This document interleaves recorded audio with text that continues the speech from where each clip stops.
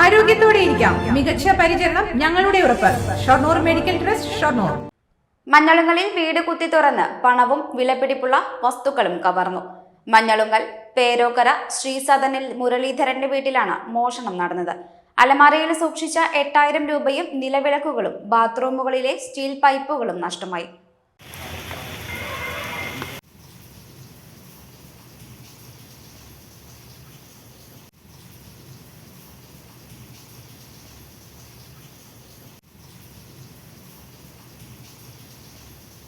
മുരളീധരനും കുടുംബവും ചെന്നൈയിലാണ് താമസം.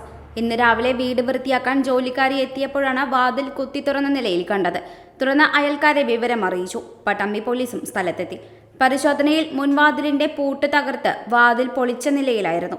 മുറികളിലെ അലമാരകൾ തുറന്ന് വലിച്ചുവാരിയിട്ടിരുന്നു. കഴിഞ്ഞ കുറച്ചു നാളുകളായി പ്രദേശത്ത് നിരവധി മോഷണങ്ങളാണ് നടന്നത്.